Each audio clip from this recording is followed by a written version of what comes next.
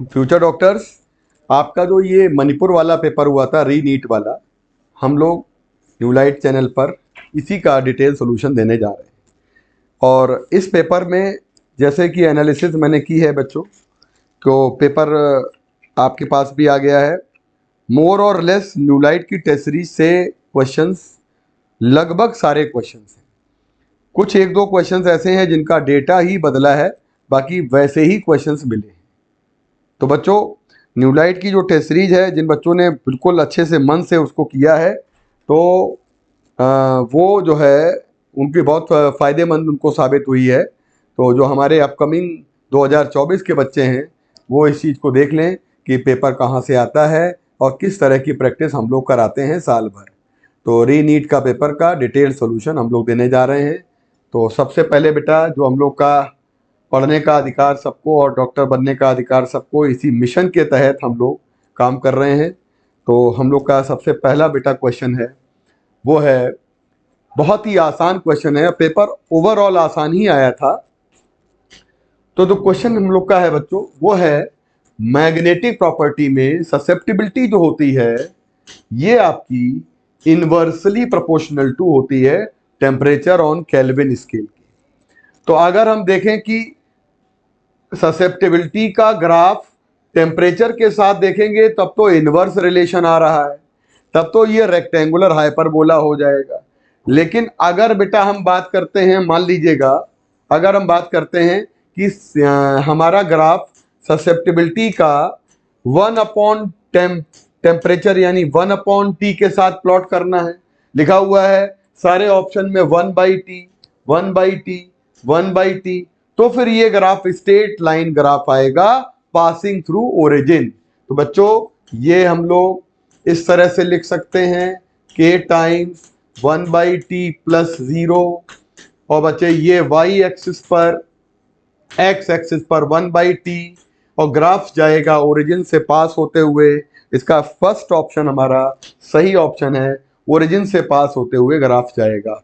तो कुल मिलाकर देखिएगा, हम लोग यहाँ पर देख सकते हैं कि जो पहला वाला आंसर हमारा है, ये हमारा आंसर ओरिजिन से पास करता हुआ जा रहा है। ठीक है, आते हैं बच्चों, अगला क्वेश्चन हम लोगों का है, ये तो बहुत ही कॉन्सेप्चुअल और आपने अपने नोट्स में लिखा भी होगा कि अगर हम बराबर मास रखते हैं तो मैक्सिमम एनर्जी ट्रांसफर का केस होता है। डायरेक्ट कभी कभी केस भी पूछ लेते हैं, तो डेरिवेशन वगैरह करने की कोई ज्यादा जरूरत नहीं है। तो इसका ऑप्शन नंबर पहला है, जिसमें आपसे कहा जाता है कि मैक्सिमम ट्रांसफर एनर्जी जब होती है उस समय हम लोग मास दोनों के बराबर करते हैं, बुलेट एंड गन की, यानी कि ब्लॉक का। तो ब्लॉक का मास दिया गया है और बुलेट का मास दिया गया है स्मॉल है, तो अल्टीमेटली पहला ऑप्शन करेक्ट हो जाएगा। एक क्वेश्चन दिया है आपका कि ग्राउंड स्टेट में एनर्जी जो कि हमेशा पता होती है और दी जाती है ना, तो इसमें दिया है -13.6, और ये बेटा हमें मालूम ही रहती है। Energy needed to ionize hydrogen atom from its second excited state. Second excited state आखिर क्या होती है बच्चों?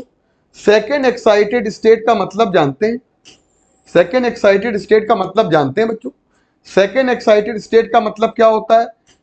n इक्वल टू 1 होती है ग्राउंड, n इक्वल टू 2 होती है आपकी, n इक्वल टू 2 होती है आपकी first excited, n equal to 3 होती है आपकी सेकेंड एक्साइटेड।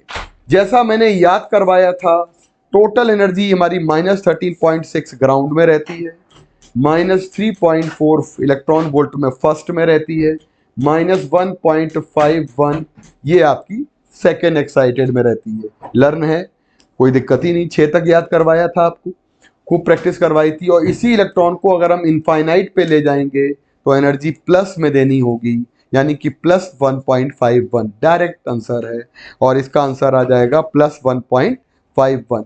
तो बेटा बिल्कुल दिमाग मत लगाइए, आंसर इसका +1.51 है। सारे बच्चे ध्यान से सुनिएगा, ग्राउंड स्टेट की एनर्जी दी गई है, energy needed to ionize hydrogen atom from its, to ionize hydrogen atom from its second excited state. Second excited state से करना है, फर्स्ट एक्साइटेड स्टेट ये ग्राउंड स्टेट है, ये फर्स्ट एक्साइटेड स्टेट कहलाती है, ये सेकेंड एक्साइटेड स्टेट कहलाती है। और energy needed to ionize hydrogen atom from second excited state, ionize करना है, यानी इसी इलेक्ट्रॉन को इनफाइनाइट पे ले जाना है, तो प्लस 1.51 एनर्जी देनी पड़ेगी। ओके बच्चों, चलो आगे बढ़ जाते हैं। फोर्थ क्वेश्चन बहुत ही प्यारा क्वेश्चन है। कहते हैं यहां पर बेटा कि इसमें आपको बोला गया है, बच्चों देखिएगा, आइए क्वेश्चन में कहा गया escape velocity of a body on the earth surface इतनी होती है, जैसा आपको पता है, और फिर कह रहा है कि अगर ये एस्केप वेलोसिटी हमारी same body is projected with velocity of 22.4 यानी डबल वेलोसिटी से, then velocity of the body at infinite distance from the center of the earth। बच्चों अर्थ के सेंटर से, आपको अर्थ के सेंटर, पहले तो सरफेस पे देख लीजिए, तो टोटल एनर्जी अगर हम कंजर्व करा दें इनफाइनाइट पर टोटल एनर्जी, तो total energy at surface of earth will be equal to total energy at infinite, मतलब एनर्जी कंजर्वेशन। ठीक है, बताइए टोटल एनर्जी सरफेस पे कितनी होती है, kinetic energy plus potential energy, और यहां पर काइनेटिक एनर्जी तो मिलेगी, पोटेंशियल एनर्जी सरफेस इनफाइनाइट पर 0 होती है, काइनेटिक एनर्जी सरफेस पर है ½ mv², और v कितना कहा गया है, डबल वेलोसिटी एस्केप वेलोसिटी का, डबल है देखो बेटा, और बेटा पोटेंशियल एनर्जी है -gm/r, ये अर्थ सरफेस की पोटेंशियल एनर्जी जो माइनस में होती है। काइनेटिक एनर्जी निकालनी है इनफाइनाइट पे, तो ½ m इनफाइनाइट पे कितनी वेलोसिटी होगी, कह रहा है from the centre of the earth velocity बताइएगा, infinite distance from the centre, यहां से इनफाइनाइट डिस्टेंस, यहां पे वेलोसिटी निकालनी, तो अल्टीमेटली निकालना क्या प्यारे बच्चों, निकालना है v इनफाइनाइट। अब जरा कुछ ऐसा सॉल्व करो बढ़िया से कि हमारा जैसे 4 आ रहा है, और यहां पे आ जाएगा ½ mv² -gm आ जाएगा, और अपॉन r आ जाएगा, हाफ आ जाएगा, mv इनफाइनाइट² आ जाएगा। बच्चों ये आएगा 1/2 कर देंगे हम लोग, तो कुल मिलाकर यहां से कितना आ जाएगा, 2 आ जाएगा, m आ जाएगा। v की वैल्यू कितनी होती है, v की वैल्यू होती है v =√2gm/r, अर्थ सरफेस के लिए एस्केप वेलोसिटी की फॉर्मूला v² कर दो, तो ये आ जाएगा 2gm/r -gmm/r equal to ½ mv∞²। Getting my point. देखो बेटा ये 4 आ जाएगा, 1 से माइनस करेंगे तो ये आ जाएगा 3gm/r, that will be equal to ½ mv∞²। ये इससे कैंसिल, और gm/r को हम लोग जैसे ये 6 करने जा रहे हैं, तो gm/r v∞²।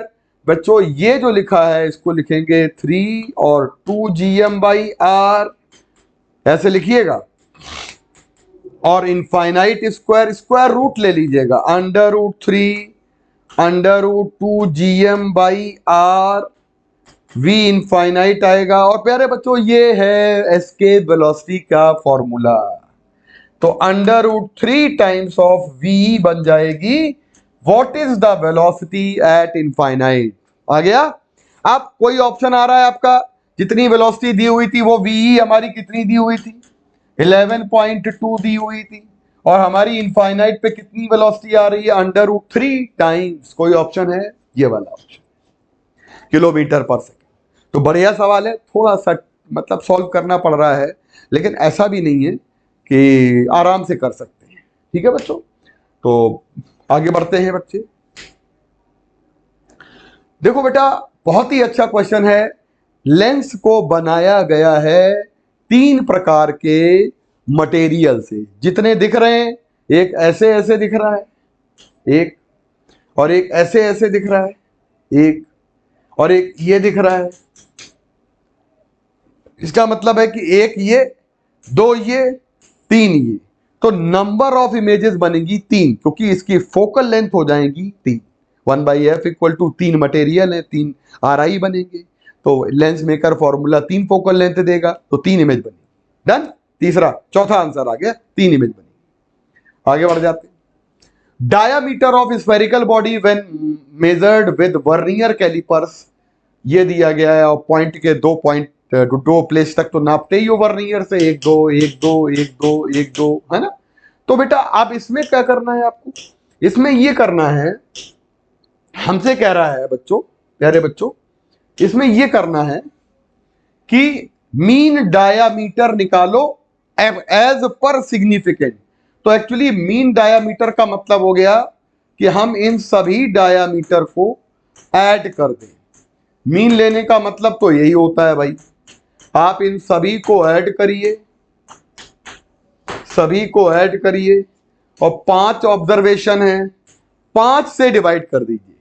ये डाया की मीन वैल्यू आ गई, एवरेज वैल्यू। और जब 5 से डिवाइड करते हैं तो 5 कोई मेजर्ड वैल्यू तो है नहीं, तो यहां सिग्निफिकेंट फिगर का नियम लगेगा सिर्फ ऐड करने वाला। मतलब ऐड करने में जब पूरे को ऐड करोगे तो आपके पास, मैं ऐड करके बता देता हूं, जो वैल्यू ऐड करने पर आ रही है 3.328 आ रही है ना, 3.328 आ रही है ऐड करने के बाद, 5 से डिवाइड करने के बाद, तो ये वैल्यू आ रही। अच्छा, इसमें कोई सिग्निफिकेंट फिगर देखना नहीं है, नंबर है, संख्या है। इसमें देखना है तो दशमलव के 2 ही प्लेस तो सब में देखे जाएंगे, क्योंकि आप एडिशन वाला कॉन्सेप्ट लगा रहे हो। तो हमारे पास आ जाएगा 3.3, तो कुल मिलाकर 3.33 हमारा आंसर आ जाएगा, क्योंकि हमें इसको हटाना है, क्योंकि 2 ही प्लेस लाने हैं।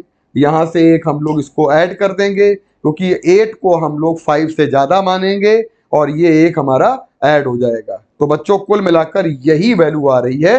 हम लोग राउंड ऑफ का नियम लगाएंगे, सिग्निफिकेंट फिगर का नियम लगाएंगे, तब हम लोग का ये क्वेश्चन सॉल्व होगा।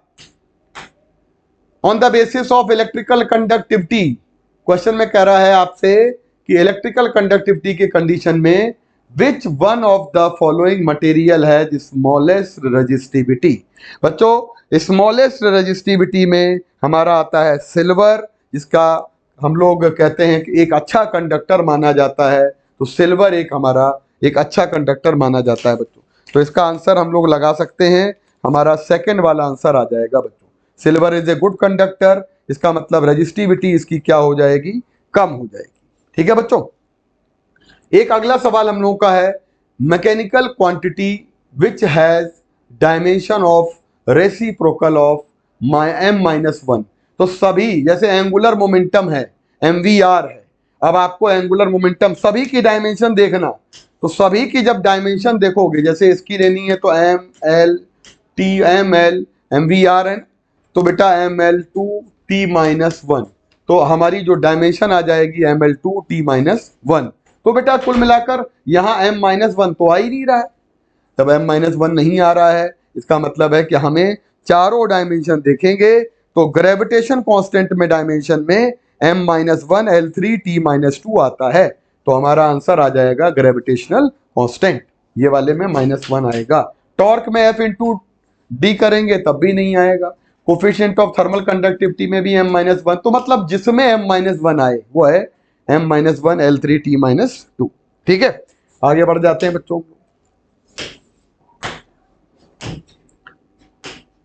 पोजीशन ऑफ पार्टिकल R दी गई है प्यारे बच्चों।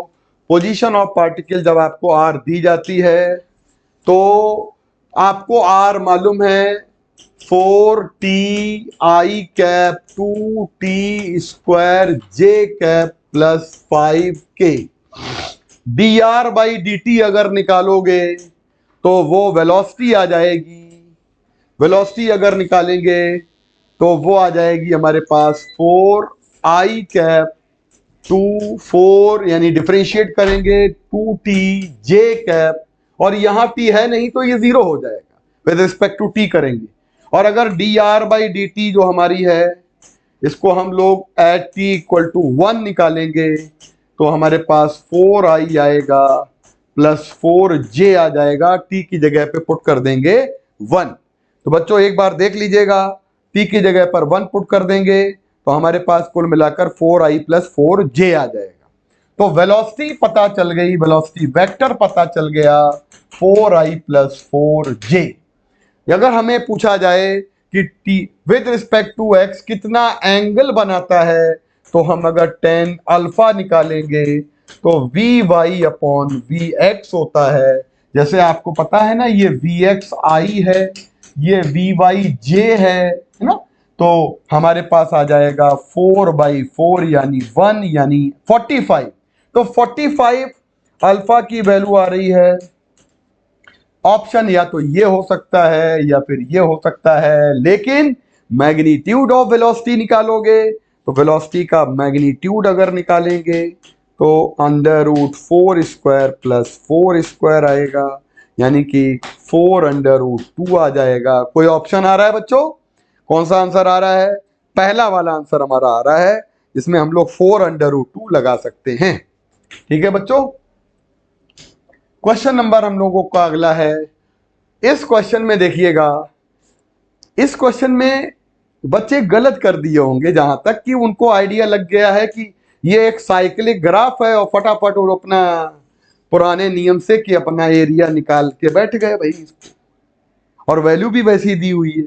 लेकिन ये नहीं पूछा गया है गिवन साइकिल, साइकिल तो दिया है, वर्क डन ड्यूरिंग आइसोबारिक पूछा गया है।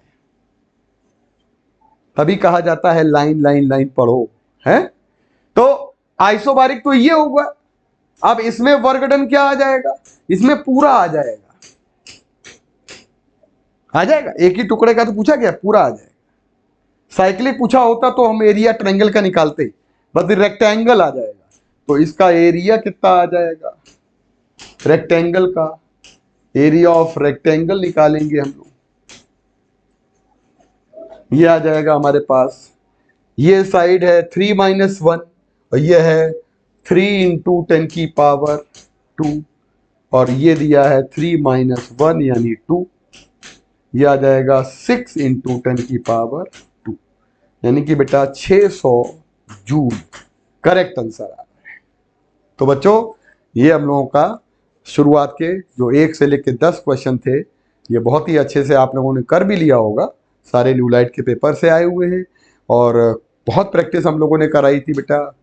54-55 हम लोगों ने FLT कराए थे। तो बच्चों ज्वाइन करिए, जो हमारे बच्चे ऐसे हैं जो इस चैनल पे नए हैं, सब्सक्राइब करिए, और ताकि उन लोगों को अच्छी अच्छी क्लासेस मिल पाए। ठीक है, थैंक यू बेटा, बाय। हाँ बच्चों, नेक्स्ट क्वेश्चन ये 11 नंबर आएगा। तो 11 नंबर क्वेश्चन कह रहा है the equivalent capacitance of arrangement shown in figure. ये फिगर बना हुआ है और इसमें हमें इक्विवेलेंट कैपेसिटेंस निकालना है। देखो बच्चों, यहां पर ये 15 माइक्रोफेरेड के 4 कैपेसिटर्स लगे हुए हैं और इनके बीच में सेल है। तो सेल से करंट सप्लाई कर दो, चार्ज सप्लाई कर दो। ये चार्ज जब यहां पर जाएगा तो यहां पर चार्ज का डिस्ट्रीब्यूशन हो गया Q1 और Q2। और इसके बाद में देखो, अब ये Q2 चार्ज तो यहां से होता हुआ यहां निकल गया, और ये Q1 चार्ज इन 3 कैपेसिटर में सेम फ्लो होगा। तो जब चार्ज सेम फ्लो होता है तो वो कैपेसिटर आपस में सीरीज में हो गए। तो ये तीनों तो सीरीज में हो गए और ये इनके पैरेलल में हो गया। तो इन तीनों का सीरीज में निकाल लो जरा, कितना होगा बेटा? सीरीज में इन तीनों का कितना हो जाएगा? 1/CS इज इक्वल टू 1/15, 1/15 और 1/15। तो ये हो गया 3/15 या 1/5। तो CS हो गया कितना? 5। अब यहां पर इनका रिजल्टेंट ये 5 आ गया और ये 15 वापस में पैरेलल में हो गया।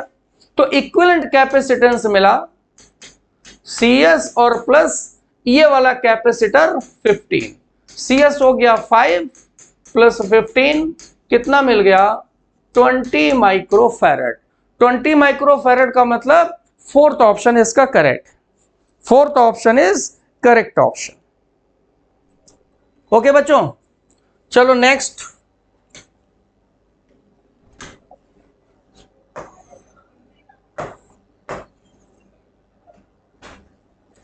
नेक्स्ट क्वेश्चन क्या करें, an AC source is connected given circuit the value of phi. Phi का मतलब यहां पे हमें फेज डिफरेंस निकालना है, फाई निकालना है। तो ये बच्चों देखो LR सर्किट है, LR सर्किट में ये L की वैल्यू गिवन है और ये R की वैल्यू गिवन है, ये LR सर्किट है। LR सर्किट में वोल्टेज भी गिवन है, तो वोल्टेज का क्या होता है formula V0 sine omega t plus phi. तो यहां से ओमेगा मिलेगा कितना 100 पाई, हमें 10 फाई निकालना है। LR सर्किट के लिए 10 फाई इज इक्वल टू होता है XL by R, XL is equal to होता है omega L by R, omega आ गया 100 पाई, इसके लिए L हो गया 1 अपॉन पाई अपॉन रेजिस्टेंस 100 हो गया, पाई पाई कैंसिल, 100 कैंसिल, 1 आ गया बच्चों 10 फाई 1, तो फाई इज इक्वल टू कितना मिला 45 degree. Option number 4, fourth option is correct option आ गया बच्चों। चलें नेक्स्ट पे।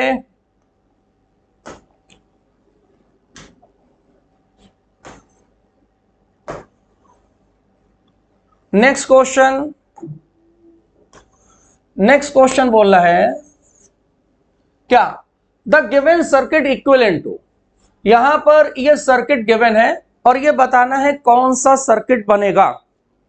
तो यहां पर बच्चों ये नॉर है, ये नॉर है, ये नॉर है, हमें डायरेक्ट मालूम है अगर 3 नॉर सर्किट होते हैं तो 3 नॉर सर्किट कंबाइन होके हमें एंड सर्किट देते हैं। नॉर नॉर नॉर, 3 नॉर है, तीनों कंबाइंड होंगे तो कौन सा सर्किट देंगे एंड। तो एंड सर्किट इनमें कौन सा है बच्चों ये वाला, इसका हम डायरेक्ट ही कर सकते हैं, डायरेक्ट फंडा मालूम है, तो इसका फोर्थ ऑप्शन आ गया, फोर्थ ऑप्शन एंड सर्किट है। नेक्स्ट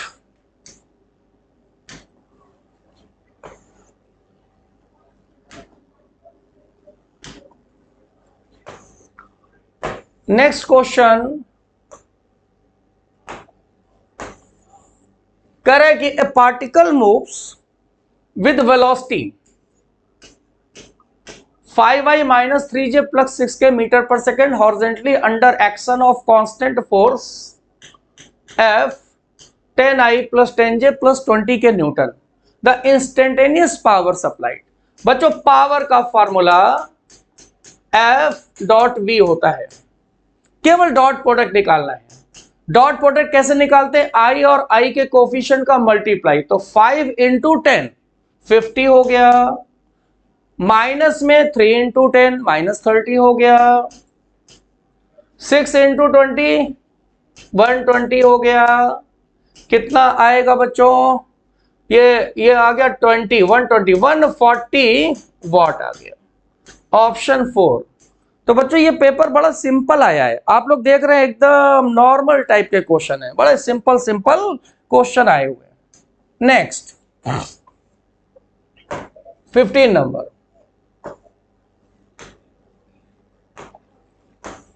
15 नंबर देखो बच्चों क्या कह रहा है। 15 number question, a certain wire A has resistance 81 ohm, the resistance of another wire B same material and equal length but diameter thrice the diameter of a will be। एक wire A है, इसका resistance कितना है 81 है। अच्छा अब जो दूसरा वायर है उसमें डायमीटर थ्राइस है और बाकी चीजें सेम है, तो रेजिस्टेंस का फॉर्मूला होता है रो L बाई A। दूसरे वायर की लेंथ और सेम मटेरियल का मतलब यहां स्पेसिफिक रेजिस्टेंस भी सेम हो गया, तो R प्रोपोर्शनल टू आ जाएगा 1 बाई A। और r प्रोपोर्शनल टू 1 हम लिख सकते हैं पाई आर स्क्वायर। तो अब इसका रेजिस्टेंस देख लो बेटा क्या होगा, इसका रेजिस्टेंस क्या होगा, r प्रोपोर्शनल टू, यहां पर डायमीटर 3 गुना हो रहा है तो ये रेडियस भी 3 टाइम्स हो जाएगी। तो यानी कि यहां पर जो रेजिस्टेंस b का आएगा वो पहले वाले रेजिस्टेंस के कंपेयर में 9 टाइम्स लेस आएगा, 9 टाइम्स लेस, 9 टाइम्स लेस आएगा ना भाई। अरे चाहे तो बच्चों थोड़ा और सॉल्व कर लो, इसको कर लो rho L upon pi R square कर लो, चाहे जैसे कर लो, ऐसे डायरेक्ट भी हम लोग कर सकते हैं, तो कैसे भी कर सकते हैं, उसमें कोई प्रॉब्लम नहीं है। तो यहां पे R B is equal to आ जाएगा, इसको अभी हमें पूरा लिखना पड़ेगा, फिर पूरा ही कर लो, R B rho L by A, ये हो जाएगा 3 रखेंगे तो 3 पाई आर स्क्वायर हो जाएगा। इक्वेशन 1 2 डिवाइड कर दो 2/1, 2/1 यानी कि कितना आ जाएगा बेटा, R B by R A is equal to 1/9 आ जाएगा। तो R B is equal to आ जाएगा R A by 9। R A हो गया बेटा 81 गिवन है, 81/9 यानी कि ये 9 ओम आ गया, सेकंड ऑप्शन आ गया। बोलो बच्चों क्लियर, सेकंड ऑप्शन आएगा इसमें, second option is the right option.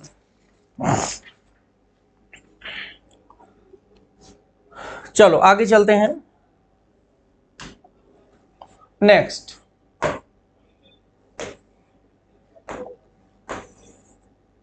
16 number question आ जाओ। Epsilon and mu naught are the electric permittivity and magnetic permeability of free space respectively.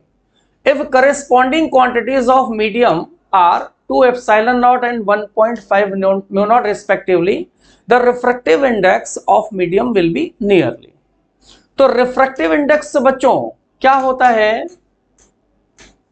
C upon V। refractive index क्या होता है बच्चों, C upon V।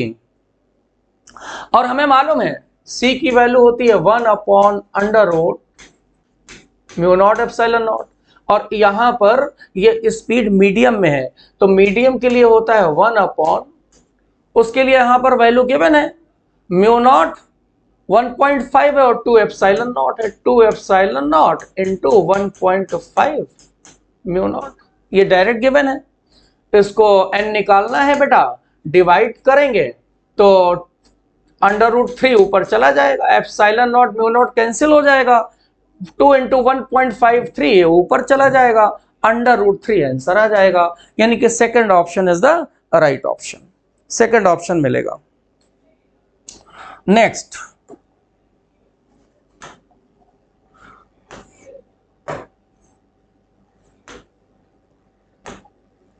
Next देखो, next क्या कह रहे हैं, an amount of elastic potential energy per unit volume of steel wire of length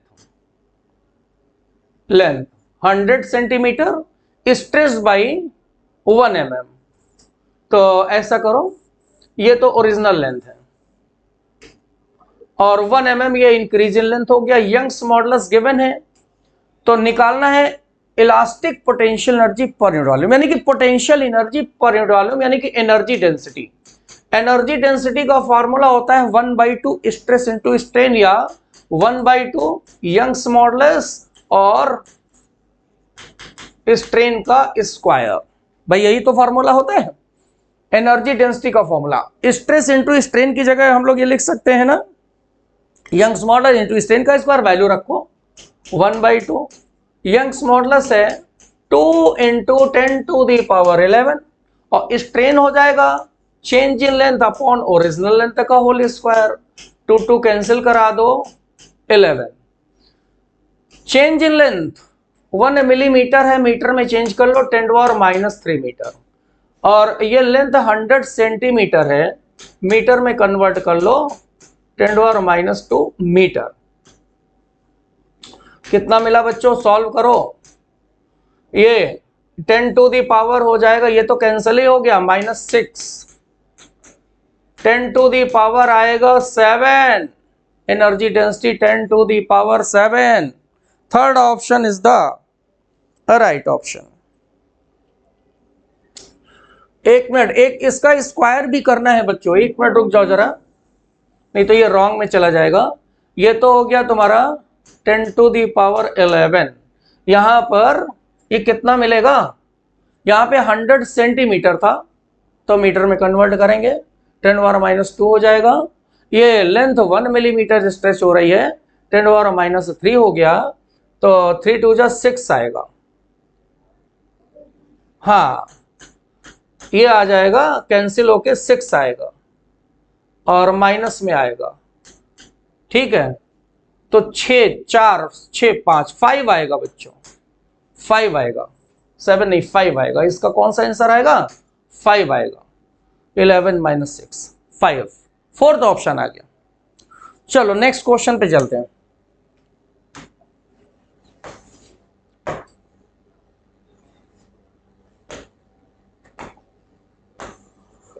next question क्या कह रहा है, 80 नंबर।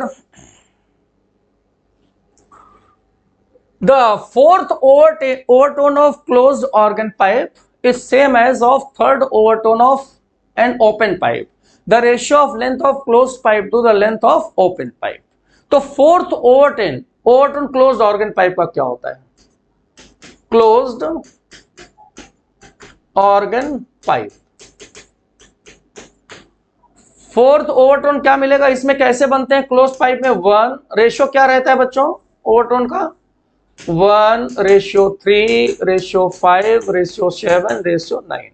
तो ये 9 वाला कौन सा मिलेगा, फोर्थ ओवरटोन मिलेगा, ठीक है। तो यहां पर n is equal to close के लिए क्या मिल जाएगा, 9v अपॉन क्लोज के लिए क्या आ जाएगा, 4 लेंथ आती है 4l। अरे भाई क्लोज्ड ऑर्गन पाइप जानते हैं ना हम लोग, ये λ/4 l, तो λ4 आ गया। अब ये 9th मिलेगा तो 9 n is equal to v/λ, v/λ4l आ गया। क्लोज के लिए ये आ गया ओवरटोन। और ओपन के लिए इसी तरीके से, ओपन में क्या होगा, ओपन ऑर्गन पाइप, ओपन में क्या रेशियो होता है, 1 2 3, सारे ओवरटोन्स मिलते हैं 1 2 3 4। तो इसमें थर्ड ओवरटोन है, तो ये वाला मिल जाएगा हमें, कौन सा, थर्ड ओवरटोन। तो ओपन में λ2l के बराबर हो जाता है, तो ये हो जाएगा 4v/2l। ये लेंथ हो गई बच्चों क्लोज्ड की, LC लिख दो, ये ओपन की हो गई, LO लिख दो। तो हमें यहां पे रेशियो लेंथ क्लोज्ड और ओपन का चाहिए, क्लोज्ड का ऊपर चाहिए, ओपन का नीचे चाहिए, और ये आपस में हो गए बराबर, सेम है। तो बाय क्वेश्चन के according NC is equal to NO है, तो 9v/4LC is equal to 4v upon 2LO।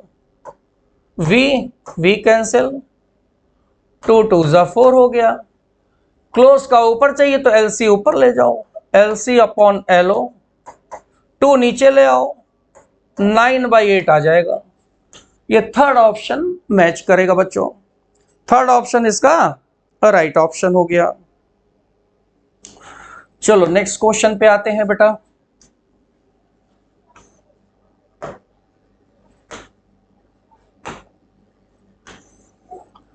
Next question, ये नेक्स्ट क्वेश्चन बच्चों प्योर एनसीईआरटी बुक का क्वेश्चन है, एनसीईआरटी की बुक में मिलेगा।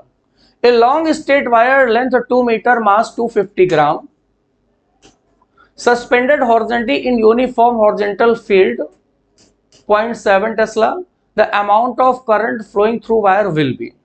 एक ये हॉरिजॉन्टल फील्ड है, इसमें ये वायर जो है ये हॉरिजॉन्टल फील्ड है,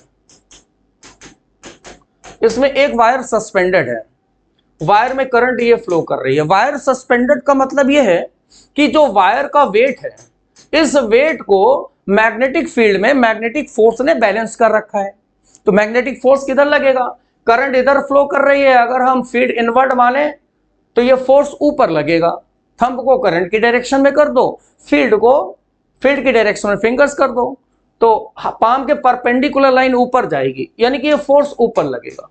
और ये फोर्स क्या होता है बच्चों? IBL। ये दोनों बैलेंस कर रहे हैं, तो IBL इज इक्वल टू हो जाएगा mg। अब आप वैल्यू रख दे, I निकालना है, B हो जाएगा 0.7, लेंथ हो गया 2 मीटर, मास इसका है 250 ग्राम, -3 कर दो और G की वैल्यू 9.8 रख दो। तो यहां से I निकालो, ये हो जाएगा 0.25 इंटू 9.8 अपॉन में 2 इंटू 0.7, कैंसिल कर दो, 2 4 जा 8, 2 9 जा 18 हो जाएगा, 7 3 चौक 12 17। ये लगभग बच्चों देखो कितना आ जाएगा, 7 यहाँ 5 यहाँ, लगभग 1.75 आ जाएगा तुम्हारा। तो फोर्थ ऑप्शन है बच्चों इसका 1.75 एम्पियर, ये हम लोग को मिल जाएगा, 19 का फोर्थ मिल जाएगा। नेक्स्ट देखो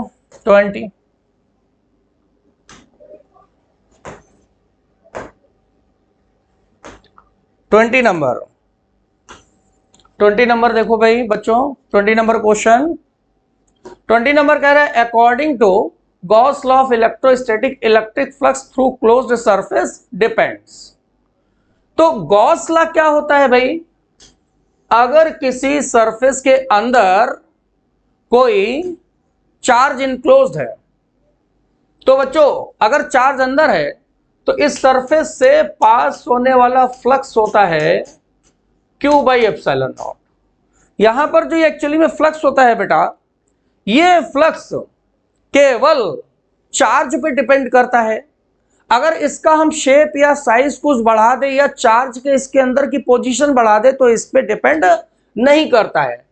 और एरिया भी यहां पे नहीं दिख रहा है तो एरिया पे भी डिपेंड नहीं करता है। एरिया का मतलब भाई शेप साइज बढ़ा दे तो एरिया बदल जाएगा, तो एरिया पे डिपेंड नहीं करता। क्वांटिटी ऑफ चार्ज बस इस पे डिपेंड करता है, शेप पे भी डिपेंड नहीं करता, वॉल्यूम पे डिपेंड नहीं करता। तो यहां पर किस पे डिपेंड करता है? ओनली चार्ज पे डिपेंड करता है। तो ये ऑप्शन सेकंड हो जाएगा, तो ये ऑप्शन सेकंड आ गया। स्वागत है आपके प्यारे का नाम है मिला इंस्टीट्यूट में, आपका प्यारा सा कैफी सर। और आज आप देख सकते हैं कि हम लोग पेपर को डिस्कस करने वाले हैं और देखना चाहते हैं कि इस पेपर में क्या खास बात है जो पहले पेपर में जो आपके एग्जाम में हुआ था। मेरे अपेक्षा में एग्जाम का जो पेपर है मणिपाल में हुआ है वो थोड़ा सा बेहतर है आपके जो एग्जाम हुए थे, या कह सकते हैं दोनों बराबर ही है। तुलना अगर करें हम अपनी नीट के पेपर मई में जो हुआ था उसके कंपैरिजन में ये पेपर इक्विवेलेंट है। और जैसा कि आपके पहले जितने सर थे सबने क्वेश्चन डिस्कस किया, अब आइए हम डिस्कस करते हैं क्वेश्चन 21 से लेकर 30 तक और हर एक कॉन्सेप्ट को बहुत डीपली तरीके से समझने की कोशिश करते हैं। तो देखिए क्वेश्चन नंबर फर्स्ट आपके सामने बोर्ड पे ये रहा। क्वेश्चन प्रोजेक्टाइल से उठाया गया है और ऐसे क्वेश्चन आप देखेंगे ना तो आपको बहुत सारे सवाल PYQ से मिल जाएंगे। तो आज की डेट में क्या हो रहा है ना कि जो भी पेपर बनना है नीट का वो टोटली बेस्ड PYQ बेस्ड है। देखिए ध्यान से, अगर मैं इसको बोलूं, सवाल देखिए ध्यान से कि एक पार्टिकल प्रोजेक्ट किया गया, वेलोसिटी दे रखी है 20 मीटर पर सेकंड एट एंगल 60 डिग्री, कह रहा है टॉप पॉइंट पे इसकी वेलोसिटी कितनी होगी। तो सवाल बहुत ही ज़्यादा इजी है। टॉप पॉइंट में सिर्फ एक ही वेलोसिटी होगी Vx के लॉन्ग। और आपने प्रोजेक्टाइल में पढ़ा होगा कि जो x कंपोनेंट होता है, x कंपोनेंट कैसे निकालते थे? u cos थीटा, और u की वैल्यू यहाँ पर कितनी है 20 cos 60। cos 60 कितना होता है 1, तो कितना है 10। तो जो वैल्यू Vx की वैल्यू यहाँ 10 है वो हर जगह 10 ही 10 रहेगा। सो ऑब्वियस सी बात है यहाँ पर स्पीड कितनी होनी चाहिए इसकी 10 मीटर पर सेकेंड। तो इसका ऑप्शन कौन सा हो जाएगा? Fourth is the correct answer. तो आप देख सकते हैं कितना नॉर्मल क्वेश्चन था। फर्स्ट क्वेश्चन आप देख सकते हैं, किसवां question, totally based on the simple सा कॉन्सेप्ट कि Ux अलॉन्ग वेलोसिटी मेंटेन रहती है और टॉप पॉइंट पे वेलोसिटी यही रहेगी। ठीक है, चलिए अब आगे बढ़ते हैं नेक्स्ट क्वेश्चन की तरफ। ओके हाँ, 21 हो गया, 22। अब आइए बात करते हैं 22 की। ध्यान से देखिएगा, which of the following statements not true, कौन सा सही नहीं है। Coefficient of viscosity specific quantity, बिल्कुल अगर आपको फॉर्मूला बेसिक पता है NA dV/dx, eta A dV/dx, तो ईटा यहाँ पर फाइनली स्केलर टर्म से एक स्केलर कांस्टेंट वैल्यू आती है।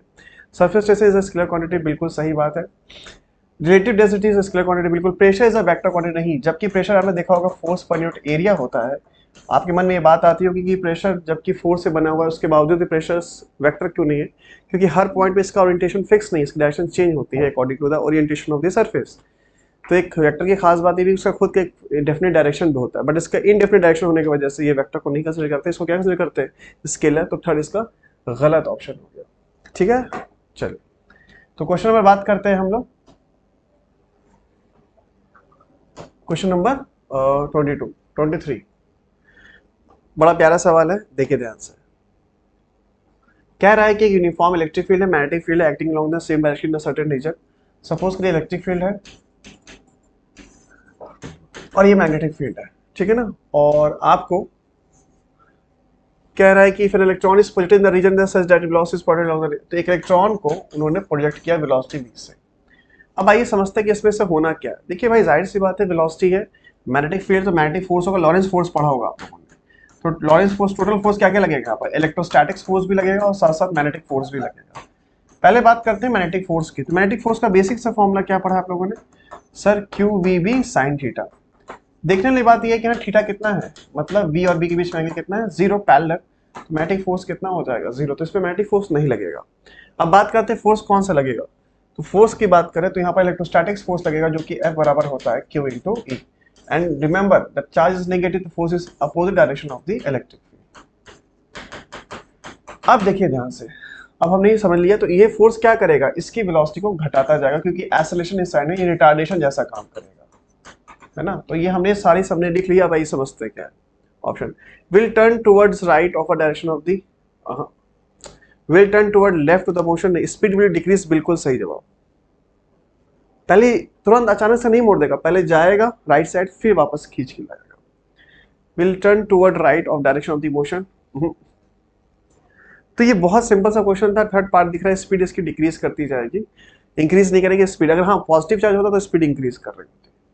तो third is the correct answer. अब आइए की बात करते हैं क्वेश्चन नंबर 24। क्वेश्चन 24 प्रिज्म पे बेस्ड क्वेश्चन आया है। आइए समझते हैं कैसा क्वेश्चन है। सवाल देखिएगा, थोड़ा सा अच्छा है। हाँ, डायग्राम में थोड़ी सी गलती ये है कि इनको एंगल बताना चाहिए था कितना है, बट ये आई थिंक 90 डिग्री होगा। विदाउट इसके आप सॉल्व नहीं कर सकते। तो आप देख सकते हैं कि यहाँ पर R1 की वैल्यू, एक खास बात समझोगी कि इंटरनल रिफ्लेक्शन किसके बराबर होता है, E के बराबर होता है। यहाँ पर R1 की वैल्यू कितनी होती है, 0, और R2 की वैल्यू हमें निकालनी है। तो आपको पता है एंगल ऑफ प्रिज्म के बराबर होगा, तो R2 की वैल्यू भी कितनी आएगी, 6 डिग्री आएगी। अब मुझे चेक करना है कि कितने एंगल से ये इमर्ज करेगा, बाहर निकलेगा। तो आइए स्टार्ट करते हैं। स्नेल लॉ पढ़ा होगा आप लोगों ने, तो क्या पढ़ोगे, 1.5 sine R equal to 1 into sine E। देखो तो साइन E की वैल्यू क्या आएगी, 1.5 इंटू साइन R। कोई दिक्कत नहीं। अब बताइए 1.5 दे रखा है, अब ये साइन 6 डिग्री, ये पता होना चाहिए। अब यहाँ पर थोड़ा कॉम्प्लेक्सिटी आ रही है कि इसको सॉल्व कैसे करें। ध्यान से देखिएगा, आपको पता नहीं एंगल बहुत छोटा है, तो इसको आप 6 डिग्री लिख सकते हैं, ठीक है ना। तो अब ये अप्रोक्सीमेटली मान के चलिए, ये थोड़ा फंसाने वाला सवाल हो गया था कि जो एंगल बनेगा वो अप्रोक्सीमेटली 9 डिग्री बनेगा, क्योंकि ये मल्टीप्लाई हो रहा है तो 6 से ऊपर ही आएगा, तो 4 हो नहीं सकता, 6 नहीं, तो अप्रोक्सीमेटली 9 होनी चाहिए। तो ये क्वेश्चन थोड़ा सा इजी था, बट थोड़ा मैथमेटिकल इंटरप्रिटेशन से थोड़ी सी दिक्कत हो सकती है। बट एक लॉजिक की बात ये है कि एंगल आपका बढ़ना ही इमरजेंट है भाई। आप डेंसर से और रेयर जा रहे हो तो एंगल बढ़ेगा, तो 6 डिग्री तो नहीं होगा, 4 डिग्री तो नहीं होगा, ऑब्वियस 9 होगा या 10 डिग्री होगा। तो ये वैल्यू आपको याद करनी पड़ेगी, इससे अप्रॉक्सिमेटली 9 डिग्री लेके चलते हैं, ठीक है। चलिए क्वेश्चन नंबर बात करते हैं हम लोग 25 के। अब ध्यान से देखिएगा 25 क्या कह रहा है। कह रहा है कि P सेमीकंडक्टर ऑप्टेन, P कब बनेगा, जब हम जर्मनी में क्या डोप करें। P बनाने के लिए आपको ट्राईवैलेंट चाहिए। क्या चाहिए, ट्राईवैलेंट। ट्राईवैलेंट कौन सा एलिमेंट होगा, boron, hydrogen, helium, lithium, beryllium, boron. Boron का अगर हमने ग्रुप में देखेंगे तो आपको केमिस्ट्री है, तो ये ट्राईवैलेंट यही है। ट्राईवैलेंट ही हम क्या बनाते हैं, P टाइप सेमीकंडक्टर। ये आपको बात पता होनी चाहिए। तो ये बेसिक थोड़ा थ्योरेटिकल सवाल था, इसमें कुछ करना है नहीं। अब बात करते हैं 26, ये आपके सामने 26 की अगर हम बात करें, ठीक है, तो ये आपके सामने, which set of the colour will come out in air for a situation shown in figure. ठीक है, ये आपको दिया हुआ है, आपको दिया हुआ है क्रिटिकल एंगल थीटा सी, और ये कितना एंगल 90 डिग्री। तो आप क्या लिखोगे, एन साइन थीटा सी बराबर 1 इंटू साइन 90। तो ये क्रिटिकल एंगल आपको पता ही है, रिफ्रैक्टेड इंडेक्स लिख सकते हैं। अब देखो क्या करें, which set of the colour will come out in the air for a situation shown in figure.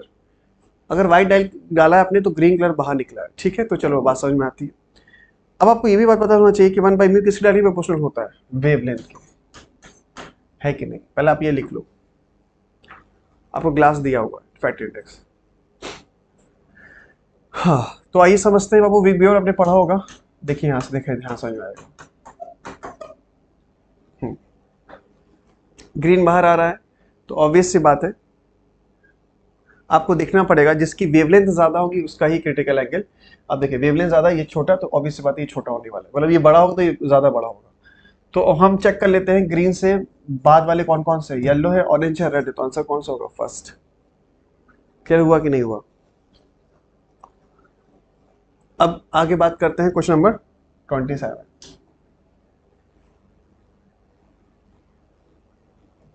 ठीक है, अब आप एक सर्किट दिया हुआ है, आपसे पूछा गया Z1 is the impedance of the given circuit A and B in the figure, then choose the correct answer। ये Z1 आपको दिया हुआ है, ये देखिए DC है, DC में इस इंडक्शन का कोई काम नहीं होता क्योंकि ये फ्लक्चुएट नहीं है। ये इसके अंदर वोल्टेज कब चेंज होगा, जब आपका करंट चेंज होगा, बट करंट यहाँ DC में कांस्टेंट है, उस पर कोई फर्क नहीं पड़ने वाला। इसका जो इंपेडेंस होगा वो 10 ओम के बराबर ही होने वाला है, ध्यान रखने की बात है। अब एक तरफ आपके पास ये दे रखा है, ये आपका कौन सा हो गया, CR सर्किट हो गया, और आपने पढ़ा होगा इसका इम्पीडेंस का फॉर्मूला क्या होता है, Z2 बराबर XC का होल स्क्वायर प्लस R का होल स्क्वायर। और XC कैसे निकालते थे, 1/ωc, और ओमेगा कैसे निकालते थे, 2πf इंटू C। और आपको दिया हुआ है F की वैल्यू 50 हर्ट्ज एंड C कितना दे रखा है, 10⁻³ अपॉन पाई। सॉल्व दिस, ये 100 हो जाएगा, 10⁻³ है ना, हाँ, तो 1/10⁻⁴ हो जाएगा, दैट इज 10⁻⁻², अप्रॉक्सिमेटली, सॉरी 10⁻⁻⁴।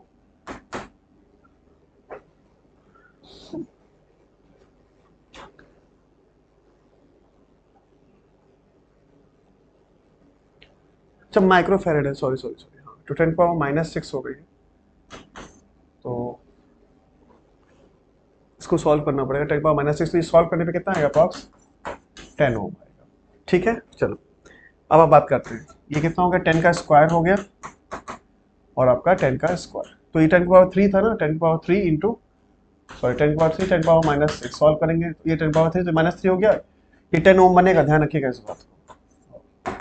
तो जाहिर सी बात इसकी वैल्यू ज़्यादा ही आएगी, 10√2, तो हम कह सकते हैं Z2 is greater than Z1। ठीक है, आप देख सकते हैं इसको, तो बहुत सिंपल था, ऐसा कुछ था नहीं कि आप नहीं कर सकते हैं, बस थोड़ा कैलकुलेशन ध्यान दीजिए, जैसे मैंने ध्यान नहीं दिया, कन्वर्जन करना था।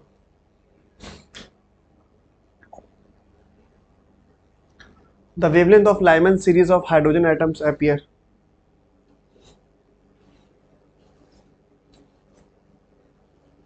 ठीक है,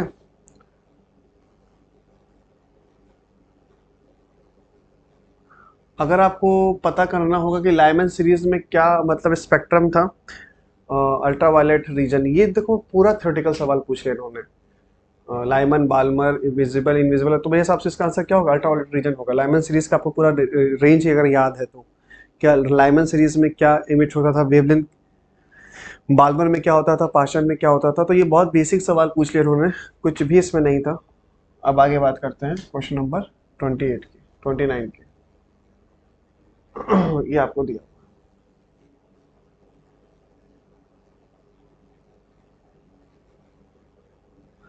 सवाल क्या था, above figure show that the circuit symbol of the transistor, select the correct statement given below। The transistor have two segment of p semiconductor separate by the segment of n semiconductor, नहीं। The emitter is a moderate size and heavily doped, बिल्कुल देख सकते हो। और आपके पास दिया centre segment is a thin and light dope, ठीक है। The emitter base junction is reverse biased in common emitter amplifier. तो यार देखो ना, आपने कभी इसको पढ़ा होगा कि जब कभी ट्रांजिस्टर का केस आता था, अगर होपफुली आपको याद हो तो ये आपका कॉमन बेस एमिटर कॉन्फ़िगरेशन, जब आप बात करेंगे आप ऑप्शंस की, तो the emitter is correct option, the emitter is a moderate size and heavily dope, बिल्कुल सही जवाब, ये बात एकदम सही है। अगर आपने ट्रांजिस्टर पढ़ा होगा तो ये टोटली बाबू थ्योरेटिकल बेस्ड क्वेश्चन है। तो एमिटर जो होता है बाबू वो मॉडरेट साइज का होता है, उसको हाईली डोप किया जाता है, और जो सेंट्रल सेगमेंट होता है वो थिन होता है। आइए हम दिखाते हैं कैसे। अगर डायग्राम याद है तो आप आराम से कर सकते हो। पीएन जंक्शन बनाया जाता था ऐसे करके, है ना, कुछ याद आया नहीं याद आया? तो ये एमीटर हो गया, ये बेस हो गया, ये कलेक्टर, तो ये मिडिल पार्ट हो गया आपके पास, ठीक है ना। तो emitter the central segment is thin and light dope. ये सेंट्रल सेगमेंट हो गया, ये एमीटर हो गया, ये लाइट डोप होता है, ध्यान रखिए हैवीली डोप्ड होता है, सॉरी, बट साइज इसका मॉडरेट होगा कंपेयर टू। तो बहुत सिंपल है, इसका आंसर बी और सी होगा, मतलब फोर्थ ऑप्शन होगा इसका। अगर आपको याद हो तो कैसे हम लोग फ्यूज करके बनाते थे ट्रांजिस्टर, तो इसको देख के घबराइए मत, बस सिंपल सा स्टेटमेंट ट्रांजिस्टर के ऊपर पूछा गया है, कुछ है नहीं इसमें।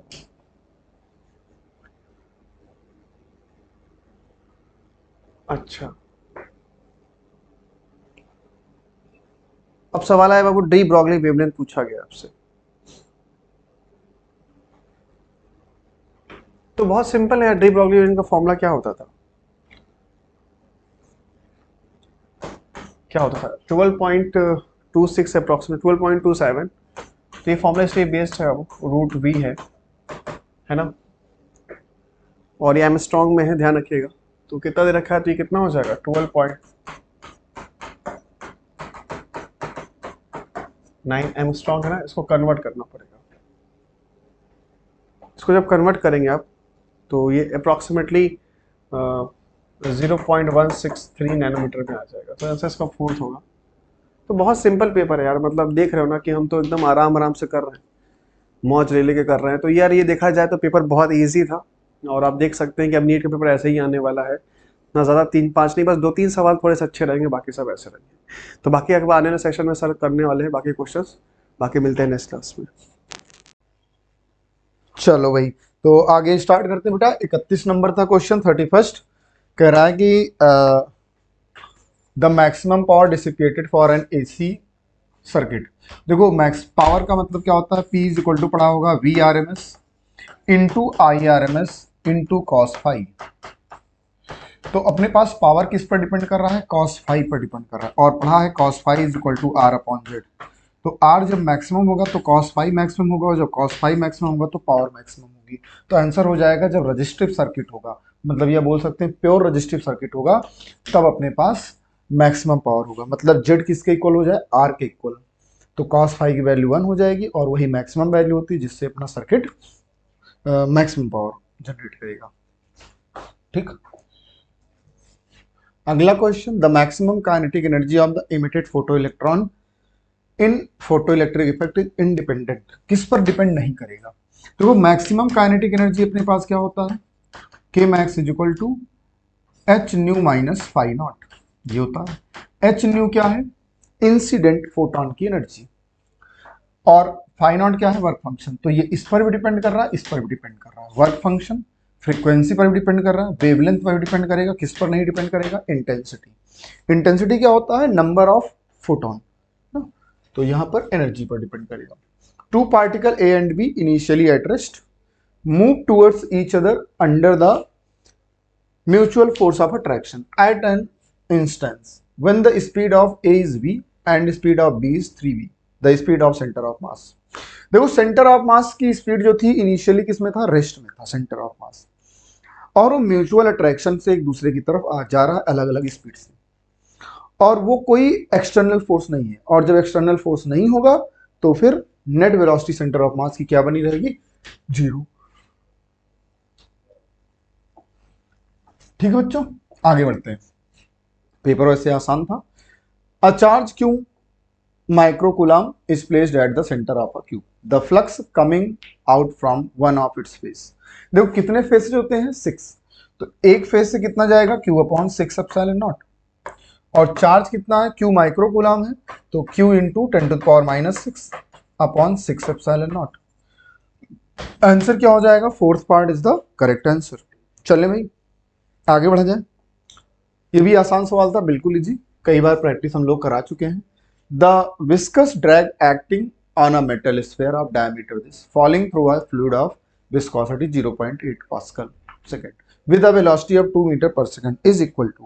देखो किसी बॉडी को आप किसी लिक्विड में जब आप ड्रॉप करते हो तो तो लिक्विड जो उसके ऊपर फोर्स लगा रहा होता है उसे हम लोग क्या बोलते हैं, विस्कस फोर्स बोलते हैं, जो कि अपने पास कितना निकल करके आता है, F is equal to 6 pi eta r b. 6 into pi की वैल्यू हो जाती है 3.14 और ईटा अपने पास कितना है 0.8, रेडियस कितना है 1 mm डायमीटर है तो हो जाएगा 0.5 इंटू 10⁻³ मीटर इंटू वेलोसिटी कितनी है 2 मीटर पर सेकेंड। और जब इसको बेटा हम लोग सॉल्व करेंगे तो अपना आंसर कितना निकल के आएगा 1.5 into 10⁻³ Newton. Answer is the third part. ठीक है बच्चों, आगे बढ़ा जाए। अगला क्वेश्चन है, कह रहा है कि if r is the radius of the earth and g is the acceleration due to gravity on the earth surface then the mean density हमें बतानी है और किसके टर्म में, अलग अलग टर्म में दिया गया g और r के टर्म में। तो क्या हम लोगों ने पढ़ा हुआ है कि small g is equal to G M upon R square, तो यहां से मास कितना आ जाएगा g into R square upon capital G। ठीक है, अब जब मास पता चल गया तो डेंसिटी क्या होता है, मास पर यूनिट वॉल्यूम, तो g into R square upon capital G और वॉल्यूम क्या लिखेंगे 4/3 पाई आर क्यूब। ये इससे कैंसिल हो जाएगा, या जाएगा r और 3 ऊपर जाएगा 3g upon 4 pi g into R. तो आंसर क्या हो जाएगा, third part is the correct answer. बोले यार बात ठीक है, चलते हैं आगे बढ़ते हैं अगले क्वेश्चन की तरफ। कह रहा है a copper wire of radius 1 mm contains 10 to the power 22 free electrons per cubic metre इतने इलेक्ट्रॉन्स हैं।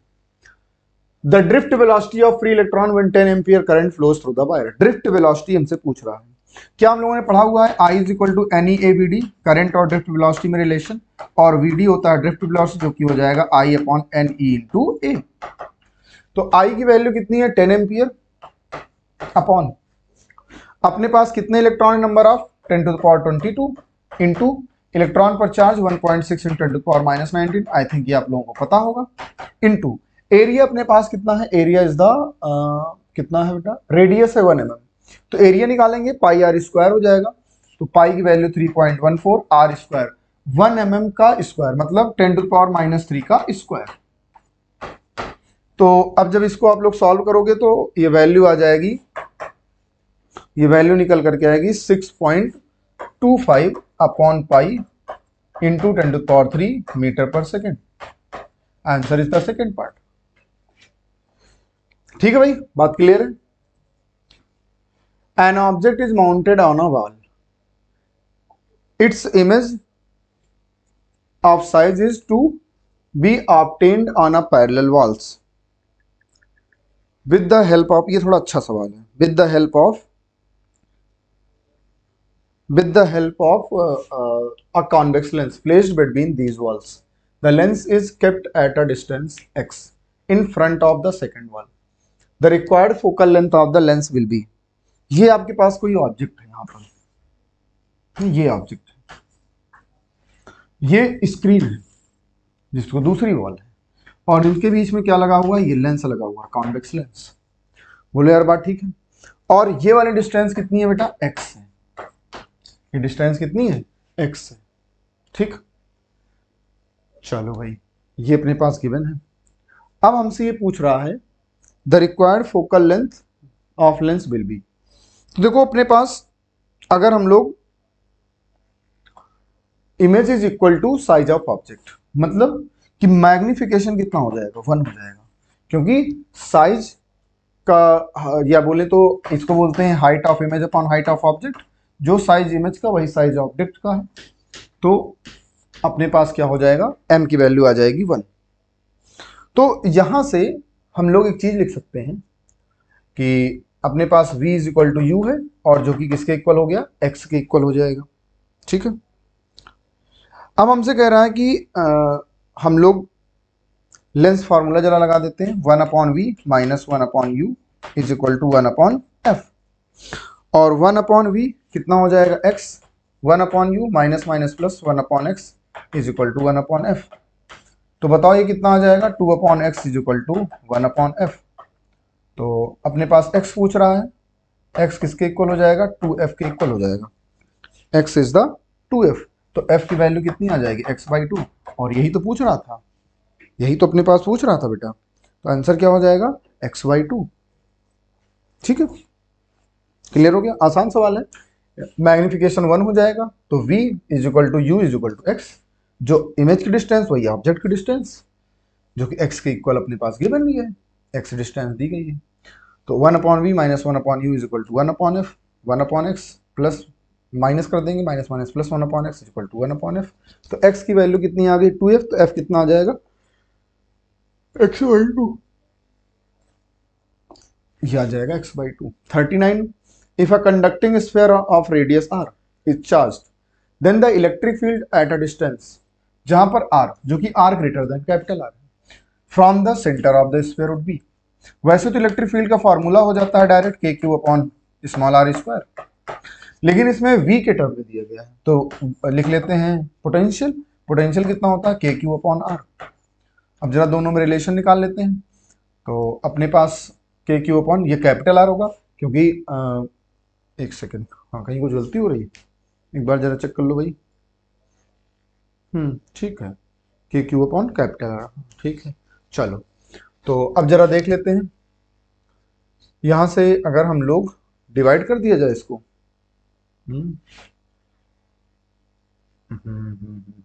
हाँ एक काम करते हैं, डिवाइड कर देते हैं। E upon V is equal to KQ upon small r square, और ये हो जाएगा KQ upon capital R square, capital R, KQ से KQ कैंसिल, तो E इज इक्वल टू कितना हो जाएगा V into R upon R square, V into R upon R square.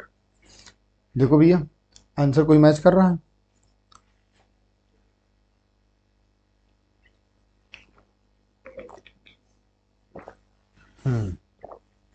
Answer is the third part.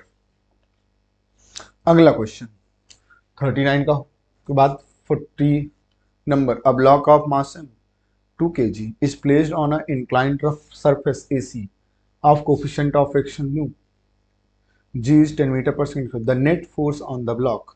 Net force क्या होगा block पर? ठीक है भैया, नेट फोर्स हमें बताना है। चला जाए भैया, the net force on the block. तो अब इसमें क्या किया जाए, तो ये 30 डिग्री है, म्यू हो गया अपने पास 1/√3। ठीक, नेट फोर्स हमसे पूछ रहा है, तो इधर कितना लग रहा होगा mg sin 30, mg sin 30, और ऊपर नॉर्मल रिएक्शन कितना लग रहा होगा n ऊपर लग रहा होगा, और mg cos 30 नीचे लग रहा होगा। cos 30 की वैल्यू क्या होती है √3/2, तो ये हो गया mg अपॉन √3, सॉरी √3/2, तो ये हो जाएगा mg इंटू √3/2, और ये हो जाएगा mg sin 30 1/2, ये हो जाएगा mg/2।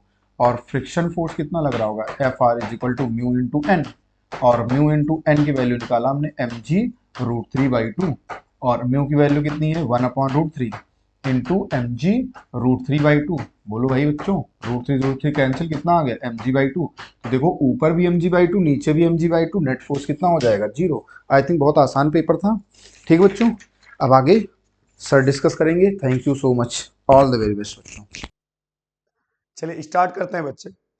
इसके पहले जैसा कराया होगा सर ने, अंकित सर ने, आपका 40 तक, ठीक, 41 के बाद हम कराने वाले, ये जो अभी मणिपाल का आपका जो हुआ है बच्चे इंसिडेंट था, उसके बाद का ये जो पेपर है उसका सॉल्यूशन लेकर आए हम लोग बच्चे। तो 41 से 50 तक हम करेंगे, ठीक है। तो आते हैं, तो क्वेश्चन है container of volume 200 centimetre cube, मतलब कहने का बच्चे क्या है, वॉल्यूम कितना गिवन है, वॉल्यूम गिवन है V is equal to given है बच्चे, V is equal to given है 200 सेंटीमीटर क्यूब। इसका मतलब कितना है बच्चे 200 इंटू 10⁻⁻6 मीटर क्यूब, ठीक है। And 0.2 mole end of hydrogen gas, 0.3 mole of oxygen gas. मतलब क्या है बच्चे कि ये दोनों मिक्स हैं, ठीक है ना।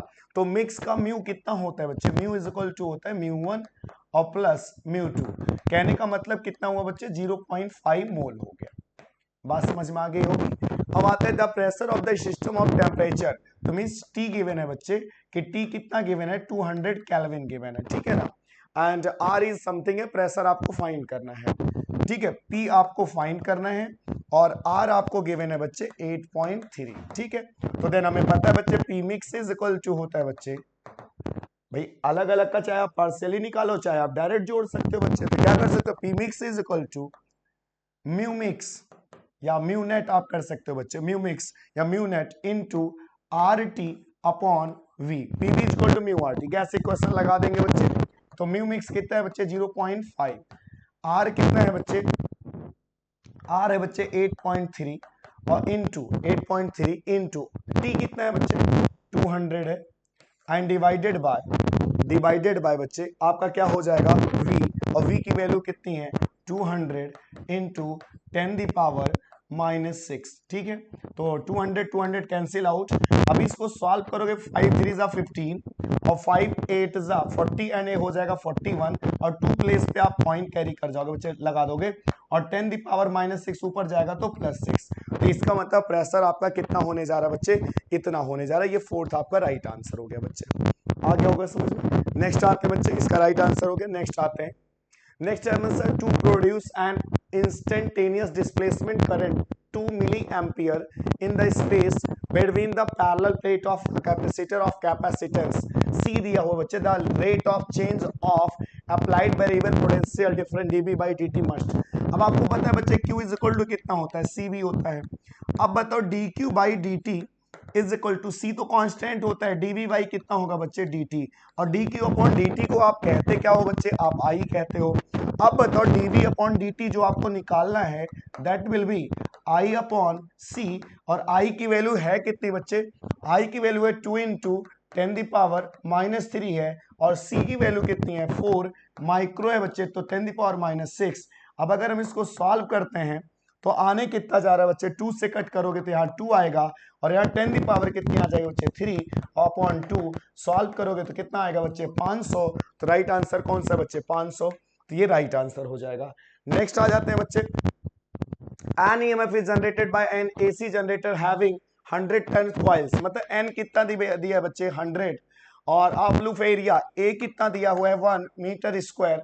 The coil rotated speed of 1 revolution per second, इसका मतलब इसकी फ्रीक्वेंसी कितनी दी है बच्चे 1, तो then omega is equal to 2 pi F, तो इक्वल टू हो जाएगा बच्चे 2 पाई, ठीक है ना। अब आता है placed in uniform magnetic field of, तो बी कितना दिया है बच्चे 0.05 tesla perpendicular to the axis of rotation of the coil, the maximum value of EMF.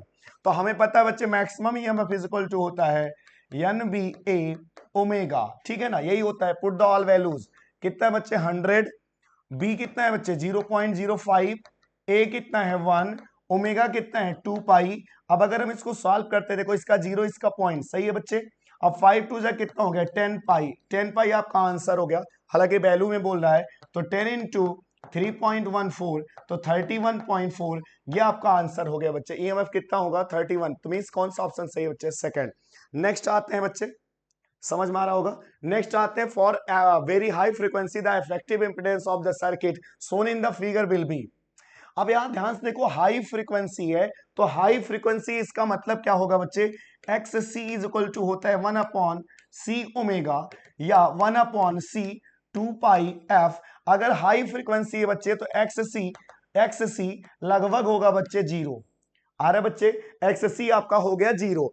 अच्छा अगला एक्स एल बताओ कितना होगा, तो X L is equal to होता है ओमेगा एल या 2 पाई एफ एल, तो मतलब एफ बहुत ज्यादा है, तो एक्सएल कितना हो जाएगा इन्फिनिटी, कितना हो जाएगा इन्फिनिटी। मतलब जहां जहां ये लगा है एल लगा है, उसकी रेजिस्टेंस कितनी आ रही इन्फिनिटी। इसका मतलब क्या है बच्चे, वो वायर कैसा हो जाएगा, उस वायर में कोई भी करंट पास नहीं करेगी, और ये कौन सा हो जाएगा, ये शॉर्ट सर्किट हो जाएगा। ये कैसा हो जाएगा, ये शॉर्ट सर्किट हो जाएगा, मतलब इससे आराम से पास कर जाएगा।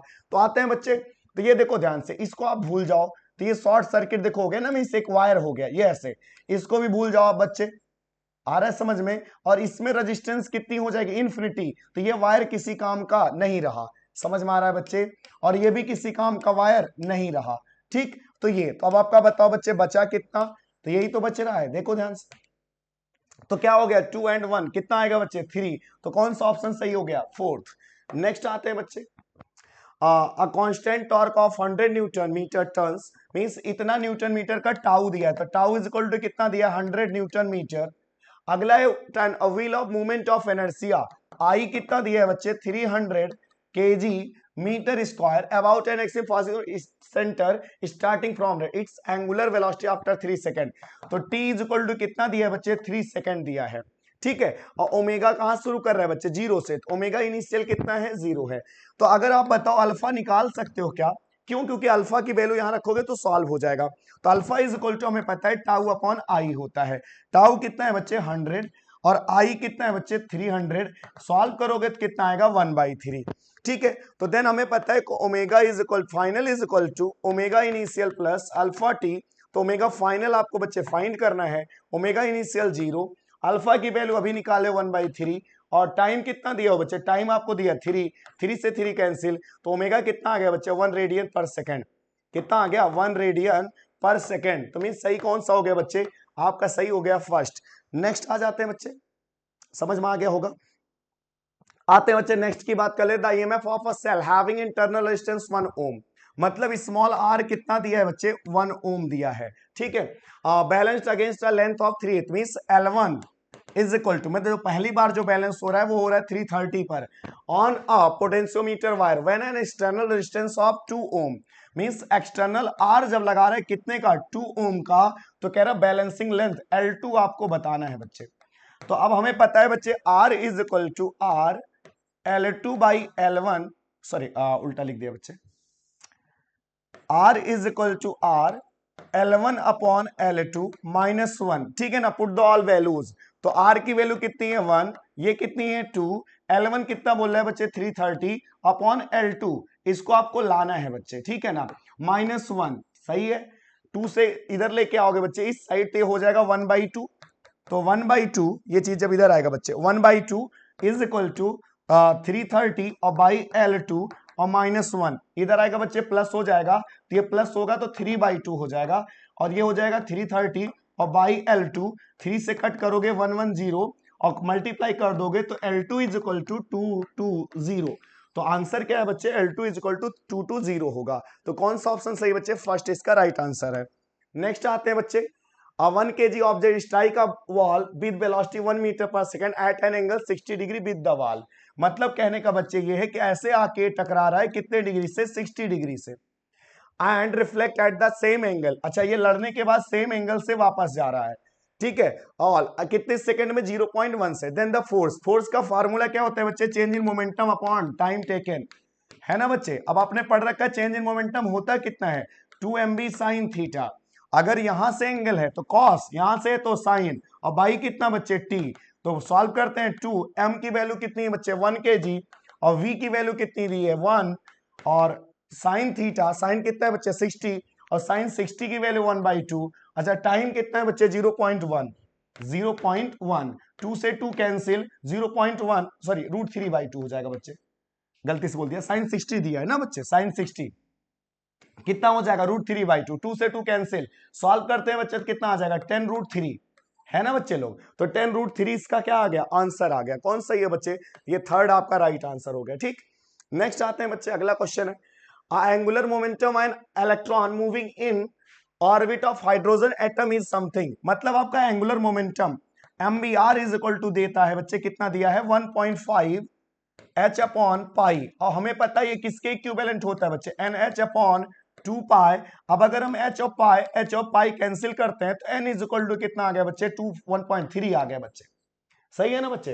तो N की वैल्यू कितनी आ गई 3 आ गई। तो अब बताओ एनर्जी क्या निकालना है बच्चे, energy, energy is equal to क्या होता है बच्चे 13.6 electron volt divided by N square for hydrogen, hydrogen ही ना बच्चे, हाँ हाइड्रोजन ही है। तो कितना हो जाएगा 13.6 अपॉन N स्क्वायर 9। अब सॉल्व करोगे तो 9 1 जा 9, पॉइंट लोगे या 15 9 135 होता है बच्चे, तो नियर अबाउट क्या आएगा बच्चे, नियर अबाउट 1.5। तो राइट आंसर कौन सा हो जाएगा, तो ये आपका राइट आंसर हो जाएगा, सही है ना बच्चे लोग, सही है ना, आ गया होगा समझ में। नेक्स्ट आते हैं बच्चे, a particle is executing uniform circular motion with velocity v and acceleration a, which of the following is true, v is constant, a is constant। नहीं बच्चे आप देखो, जब एक घूमता है बच्चे तो ये जैसे a है तो इसकी डायरेक्शन टूवर्ड्स द सेंटर, तो हमेशा देखो लगातार a की क्या मैग्नीट्यूड तो नहीं बदल रही, बट क्या है डायरेक्शन लगातार बदल रही है। और वेलोसिटी देखो आप, तो यहाँ va है, यहाँ va है, यहाँ va है, तो मतलब v और a दोनों क्या होते हैं, कांस्टेंट नहीं होते हैं, तो ये तो रॉन्ग हो गया। v is not constant, a is not constant, बिल्कुल सही है बच्चे, v इज कांस्टेंट नहीं नहीं नहीं, ठीक है ना, a is not, b is common, समझ गए, ये भी नहीं, तो कौन सही है बच्चे, ये आपका सही आंसर है, ठीक है। नेक्स्ट आ जाते हैं बच्चे, अगला है आपका लास्ट है, a simple pendulum oscillating in air has a period of √3, मतलब t इज इक्वल टू, आपको पता है बच्चे 2 पाई under root L by G given है। अच्छा, इसका वैल्यू t कितना दिया है, इसको कह रहा है ये √3 है, ठीक है। If it is completely emerged in a non viscous liquid having density 1/4 of the material of the Bob, तो न्यू पीरियड विल बी कितना होगा।